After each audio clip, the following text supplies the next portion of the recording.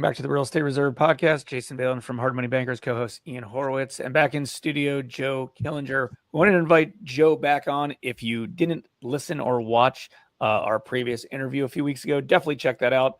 A lot of great nuggets coming from a guy that knows commercial real estate extremely well. We had a fun conversation there, but we wanted to talk about the deal that changed your life. Joe, do you have a specific deal? Well, first off, welcome back again. Do you have a specific deal that, maybe changed your life in a good way or a bad way that you could share with everybody? I've got one. And it was, first of all, thank you for having me back on, guys. When I was starting off, my now business partner, just as a bit of a backstory, my now business partner, he's the CEO of our commercial brokerage company here in Los Angeles called Commercial Brokers International, laid me off from a job. We were at an auction, real estate auction company here in Los Angeles. Some things happened with the company. He got moved up into a management position. He ended up laying me off. And then like a month later, he ended up getting laid off. I was already at another auction company that was a startup, and I was getting started. It was a commission only. And he had the balls to call me and say, "Hey, how's things going?" after laying me off. I'm like, "Man, if you got balls enough to do that, all right." And so we talked for a while. And I just finally said to him, "Listen, why don't you just come over here? We'll do this together. We'll do everything 50-50. And that's how we got started. And we just had a little bit of money, and we were at a startup auction company. And so we had to go out and find our own business. And so I was calling on Freddie Mac. And this was in the early 90s. And there was tons of foreclosures going on. And I'd heard that they were getting ready to do auctions. I was so desperate. And this is where the moral of the story is, don't you get yourself into a situation where you get so desperate you have to do something. I was calling on, her name was Ellie Evans, and she was at Freddie Mac. And I would call almost every day. And I would talk to her assistant. Finally, her assistant gave me her phone number, direct line. She goes, "Joe, she's never going to answer, but just leave the message there."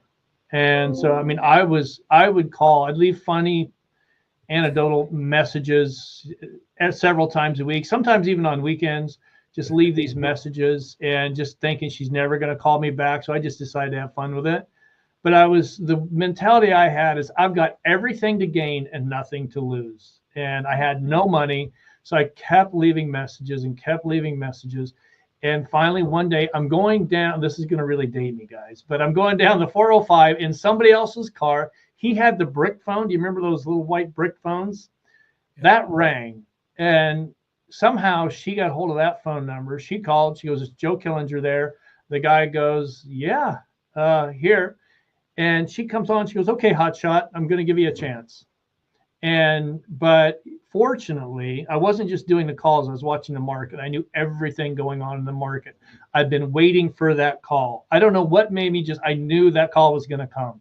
And she gave us a shot. We ended up being their auction company in Southern California for several years. We averaged about 600 to 700 properties a year that we're auctioning off. So there's a lot of lessons in there for me. First of all, don't get yourself in the situation, but when you do get into the opportunity, be prepared for the opportunity when it arises. Yeah, really, really good advice. Yeah, I think that's smart. And I think sometimes I wonder if you weren't in that situation, you wouldn't have put in that much effort to get out of that situation. I think having your back in the corner really helps you make some bold moves that you probably needed to get pushed over the edge.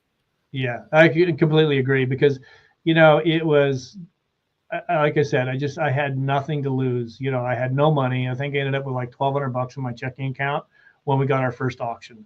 And I think it was going to be in 45 days. So that had to go to rent. And I ate a lot of macaroni and cheese in the little boxes. I can't even stand the smell of that stuff still. It was I ate so much of it. So yeah, it was a good lesson, but it's the preparation for the opportunity. I was ready for it. Yeah, that's really smart. It's a good learning lesson, guys. So if you feel like you're down and out, Joe proved it. I've proved it. Jason's proved it. We've had many other guests have come on here and proved that exact story. If you want it, go get it. Joe, where's the best place people can find you on the internet? They want to talk to you. Maybe you can help them get out of this hole and get where they need to get going. Where can they find you? You bet. We've got the website right here behind me, get out of the way. JoeKillinger.co. You can find me there, or you can give me an email at joe@joekillinger.co, or you can go to Commercial Brokers International. You'll find me on that website. That's our brokerage here in Los Angeles. Right on. We'll get all that in the show notes. We appreciate you coming back on, guys. If you got any value out of this, please give it a share. It's the best compliment we can give Joe. He was gracious enough to give us his time again and share that beautiful story. And let's give it a share. And guys, we will catch you on the next one. Thanks for tuning in to the Real Estate Reserve podcast.